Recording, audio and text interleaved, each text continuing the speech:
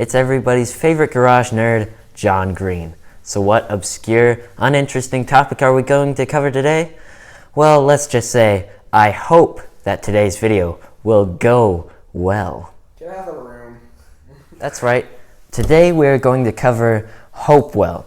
Yes, the Hopewell empire located here. And what are the Hopewell nation famous for? Well, that's right, mounds. That's the end of the shot. Mr. Green, why did they build mounds? Did they play baseball or something?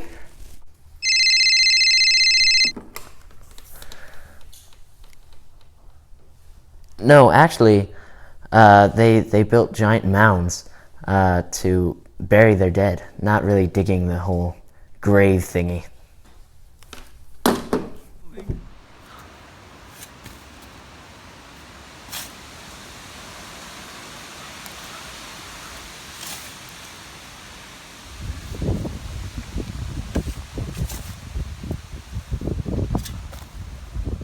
However, these mounds were a technical marvel at the time, breaking what little bounds we knew at the time. Like, what's so special about them? Well, there were a lot, and I mean a lot. One mound burial site actually measured 1,000 by 700 feet long, and it was a pyramid shape with 4 tiers. Another one was so intricately designed that it actually could measure when the eclipse were going to happen. That's the end of the shot. Speaking of technical marvels, these guys were excellent engineers. I mean, just look at this fork. These guys also made arrowheads, just like every other Native American culture. I guess that's not really important, but forks! So what else did these guys do? They had a religion, not their own, but still, I mean, it's something. They worshipped the Spider Woman, also known as the Sun Goddess. No, the Moon Goddess! Was worshipped by multiple nations in the Americas, and Hopewell simply adopted that. Mr. Green, how was Hopewell discovered? What? Now this is something with complete originality. So, a white family owned this farm called Hopewell, and they found some mounds on their land. And so the whole civilization was called Hopewell. Originality. But we have forks. Government structure like unified or kind of disorganized?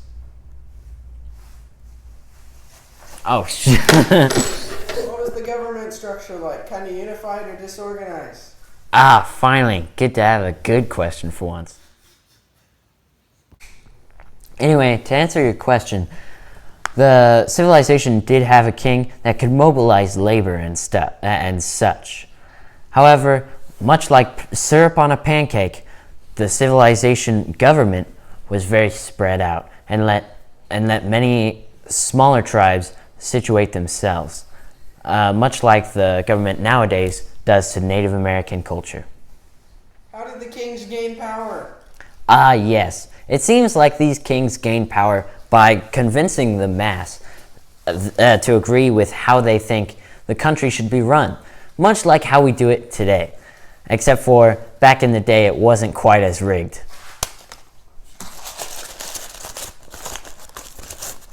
Oh, it says you're a nerd.